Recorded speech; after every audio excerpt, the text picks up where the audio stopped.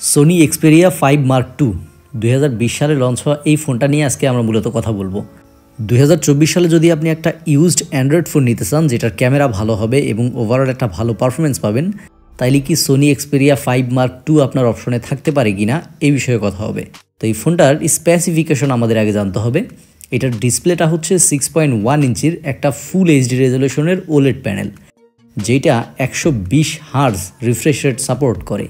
এই ফোনের সামনে এবং পেছনে গরিলা গ্লাস 6 এর প্রোটেকশন আছে, যেটা বেশ ভালো বিষয়। এই ডিসপ্লেটা HDR10+ সাপোর্ট করে, অর্থাৎ আপনি HDR কন্টেন্টগুলো খুব সুন্দরভাবে এটার মাধ্যমে দেখতে পারবেন। এই ফোনের যেই প্রসেসর, সেই প্রসেসরটা হচ্ছে স্ন্যাপড্রাগনের 865, যেটা ওই সময়ের ফ্ল্যাগশিপ ছিল। 7 nm এই চিপটা এখনও বেশ পাওয়ারফুল। আমি যদি অ্যাপেলের কোনো চিপের সাথে এটার কম্পেয়ার করি, তাহলে বলতে হবে যে এটা A12 বায়োনিকের থেকে একটু পাওয়ারফুল, কিন্তু A13 বায়োনিকের থেকে একটু কম পাওয়ারফুল। এখন যেই বাজেটে এই ফোনটা পাওয়া যাচ্ছে, সেই হিসাবে এই পাওয়ারফুল প্রসেসরটা আপনারা যথেষ্ট পরিমাণে সাপোর্ট দিবে যে কোনো কাজ করার জন্যই। র্যাম রোম নিয়ে যদি কথা বলি, তাহলে বলতে হয় এই ফোনের 8GB র্যামের সাথে সাথে আপনি 128 অথবা 256GB স্টোরেজ পাবেন। আপনার সুবিধা মতো আপনি নিতে পারেন। ফোনের যেই ব্যাটারি আছে, এটা হচ্ছে 4000 mAh এর। এই ব্যাটারিটা maximum 21 watt fast charging support করে।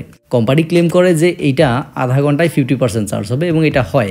21 ওয়াট খুব বেশি ফাস্ট না, এবং মোটামুটি একটা পর্যায়ে আছে। অ্যাপেল টাইপের একটা বিষয় আছে, অ্যাপেলেও আমরা জানি খুব বেশি ফাস্ট চার্জিং নাই। এটার যে বডি ফ্রেমটা আছে, বডি ফ্রেম হিসাবে এখানে সোনি ব্যবহার করছে অ্যালুমিনিয়াম।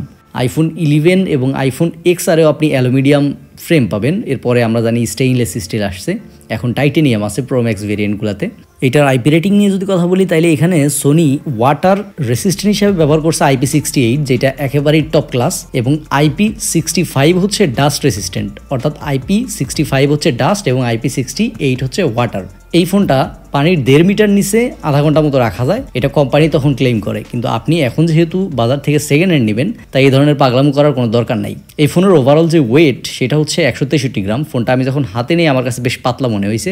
এবং আরেকটা জিনিস খেয়াল রাখবেন, সোনির এই ফোনগুলো কিন্তু একটু লম্বা হয়, মানে পাশে চওড়া কম, কিন্তু এমনি দেখতে লম্বা বেশি। সিম কার্ড স্লটে আপনি 2টা সিমই ধরাইতে পারবেন। একটা মেমোরি কার্ডের অপশন আছে, আপনি চাইলে 2টা সিম একসাথে ব্যবহার করতে পারবেন, অথবা একটা সিম একটা মেমোরি কার্ড ব্যবহার করতে পারবেন। মজার বিষয় হচ্ছে সোনি ওই সময় এখানে একটা 3.5mm জ্যাক দিছিল, যেটা বেশ ভালো বিষয়। যারা গেম টেম খেলেন তাদের জন্য এটা খুবই দরকারি একটা জিনিস। এখন তো ফ্ল্যাগশিপে 3.5mm উঠেই গেছে। সর্বশেষ আমি দেখলাম যে ROG'র যেই ফোন আছে, ওইটা অবশ্য গেমিং ডিভাইস, এবং গেমিং ডিভাইস এটা লাগে।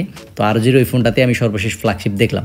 এর বাইরে ব্ল্যাক শার্ক বা রেড ম্যাজিকেও সাধারণত আমরা জানি যে 3.5mm জ্যাক থাকে, কারণ ওগুলোও গেমিং ডিভাইস।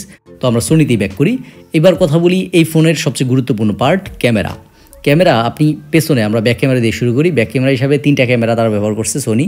এখানে একটা 12 মেগাপিক্সেলের মেইন ক্যামেরা, আরেকটা হচ্ছে 12 মেগাপিক্সেলের আলট্রা ওয়াইড, এবং আরেকটা হচ্ছে 12 মেগাপিক্সেলের টেলিফটো। টেলিফটোতে আপনি 3x অপটিক্যাল জুম পাবেন, যেটা বেশ ভালো বিষয়, এবং ছবিগুলো খুব ভালো আসে। আমরা ছবি এবং ভিডিও দুইটারই স্যাম্পল দেখব। মেইন ক্যামেরার কথা যদি বলি, এইখানে আপনি সর্বোচ্চ 4K 30 fps ভিডিও করতে পারবেন, এবং 4K 30 fps ভিডিও কিন্তু বেশ চমৎকার আসে। এখানে OIS EIS দুইটাই খুব সুন্দর কাজ করে। ফ্রন্ট ক্যামেরার কথা যদি বলি, এইখানে সোনি ব্যবহার করছে 8 মেগাপিক্সেলের একটা সেন্সর।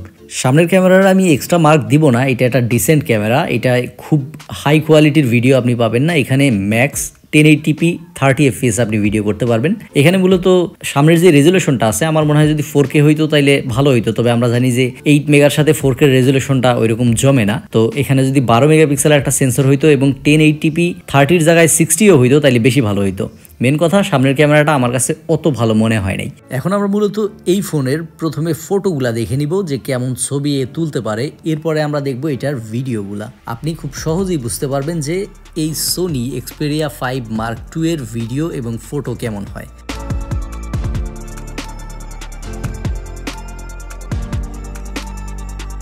তো সোনিতে আমরা এখন দেখব যে এটার স্টেবিলাইজেশনটা কেমন। আমি একটু হেঁটে দেখাও, আমি একটু হাঁটি। মূলত এই হচ্ছে স্টেবিলাইজেশন। আমি একটু জোরে হাঁটি একা একা, এবং হাত দুইটা আমি স্টেবল রেখে একটু দেখি